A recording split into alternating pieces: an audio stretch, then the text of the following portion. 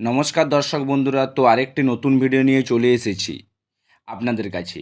তো আজকের এই ভিডিওতে আপনাদেরকে বেশ কিছু আপডেট দেব ইস্টবেঙ্গলকে নিয়ে, এবং এই মরশুমের গোল্ডেন বুট, বল এবং গ্লাভস এই পুরস্কারগুলো কোন খেলোয়াড়রা জিতলো বা পেল সে বিষয় নিয়েও বড় আপডেট বেরিয়ে এসেছে, এবং বড় পরিবর্তন কিন্তু দেখা গেছে এই পুরস্কারকে ঘিরে।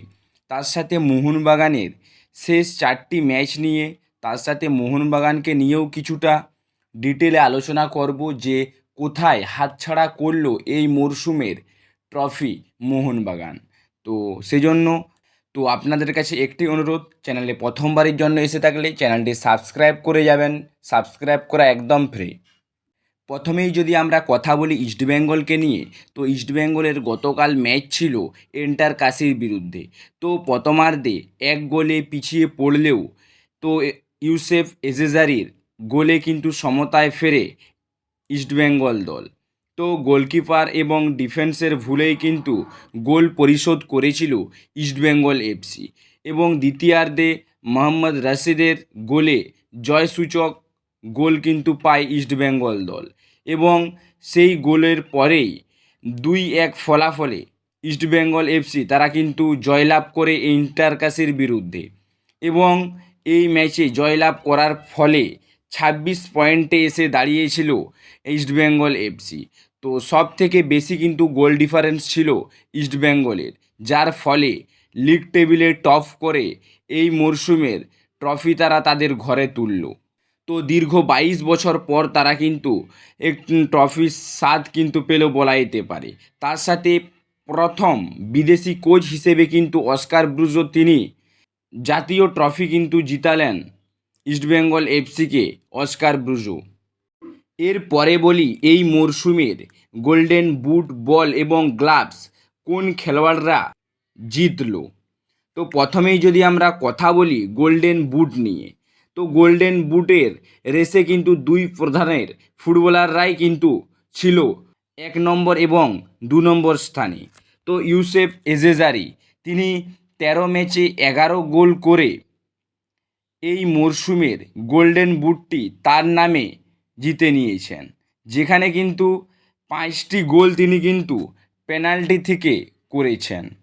এবং দ্বিতীয় স্থানে কিন্তু ছিলেন মোহনবাগানের জ্যামি ম্যাকলারেন, 10টি গোল কিন্তু তার নামেও ছিল এই মরশুমে। তবে একটি গোল বেশি করাতে গোল্ডেন বুটটি জিতেন ইউসেফ এজেজারি, ইস্টবেঙ্গলের ফুটবলার। এরপরে যদি কথা বলি গোল্ডেন গ্লাভস নিয়ে, তো গোল্ডেন গ্লাভসের রেসে একাধিক ফুটবলার কিন্তু ছিলেন একই সংখ্যক ক্লিনশিট নিয়ে। তো 5টি করে ক্লিনশিট নিয়ে পূর্বা লাচেনফা, বিশাল কায়েদ, ঋত্বিক তিওয়ারি এবং প্রভসুকান সিং গিলের মতন ফুটবলাররা ছিলেন। তবে সব ফুটবলারদের থেকে সবথেকে কম ম্যাচ কিন্তু খেলেছিলেন ঋত্বিক তিওয়ারি। তো 10টি ম্যাচে 5টি ক্লিনশিট রেখে তার নামে গোল্ডেন গ্লাভসটি জিতে নিয়েছেন ঋত্বিক তিওয়ারি এই মরশুমের। এবং গোল্ডেন বল নিয়ে যদি কথা বলি, গোল্ডেন বল নিয়ে কিন্তু অনেকেরই একাধিক পরামর্শ আমরা কিন্তু দেখতে পেয়েছি, তবে কেউ জানতো না যে কোন ফুটবলারকে দেওয়া হবে এই মরশুমের গোল্ডেন বল অ্যাওয়ার্ড। তবে এটুকু আন্দাজ করা গিয়েছিল যে যেই দল এই মরশুমের লিগ টাইটেলটি তাদের ঘরে তুলবে সেই দলেরই একজন ফুটবলারকে কিন্তু দেওয়া হবে এই গোল্ডেন বল অ্যাওয়ার্ড, এবং যে কিনা ভালো পারফরমেন্স দিয়েছে এই মরশুমে। তো এই মরশুমে ইস্টবেঙ্গলের ফুটবলার মিগুয়েল ফিগুয়েরাকে কিন্তু দেওয়া হলো গোল্ডেন বল অ্যাওয়ার্ড। তো 12 ম্যাচে 2টি গোল এবং 4টি অ্যাসিস্ট রয়েছে এই প্লেয়ারের নামে। তো এই ছিল এই মরশুমের গোল্ডেন বুট, বল, গ্লাভস অ্যাওয়ার্ড যে সমস্ত ফুটবলাররা জিতেছে।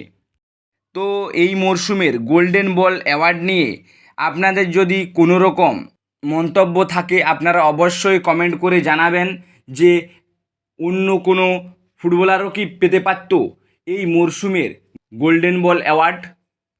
সবশেষে মোহনবাগানকে নিয়ে কথা বলবো। তো মোহনবাগানের এই মরশুমের এরকম পারফরমেন্স করার একমাত্র কারিগর কিন্তু মোহনবাগানের ফুটবলাররাই। তো তাদের গোল লাইন ফিনিশিং কিন্তু হচ্ছে না, অপোনেন্ট বক্সে ঢুকে ফেললেও সেই ফাইনাল প্রোডাক্ট তারা কিন্তু ডেলিভার করতে পারছে না, সেই ফিনিশিং, যার ফলে একাধিক গোল কিন্তু মিস করেছে মোহনবাগান দলের ফুটবলাররা এবং অনেক ম্যাচ কিন্তু ড্র করতে হয়েছে মোহনবাগানকে।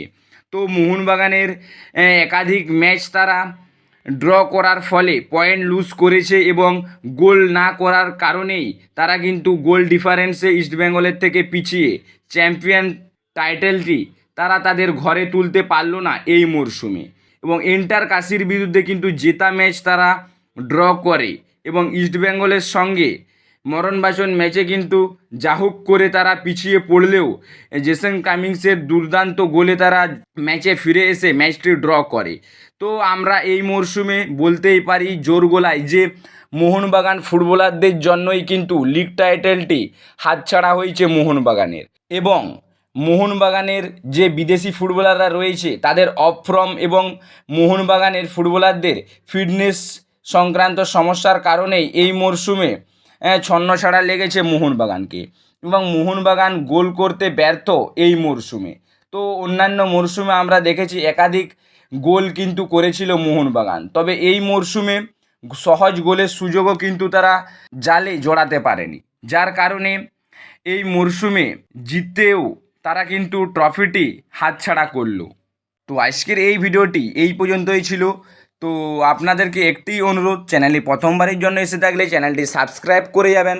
সাবস্ক্রাইব করা একদম ফ্রি। এরকমই খেলার খবর প্রতিনিয়ত আমাদের চ্যানেলে আপলোড করা হয়, সেই জন্য আপনাদের কাছে একটি অনুরোধ, চ্যানেলটি সাবস্ক্রাইব করে যাবেন। চলুন দেখা হবে নেক্সট ভিডিওতে। ধন্যবাদ।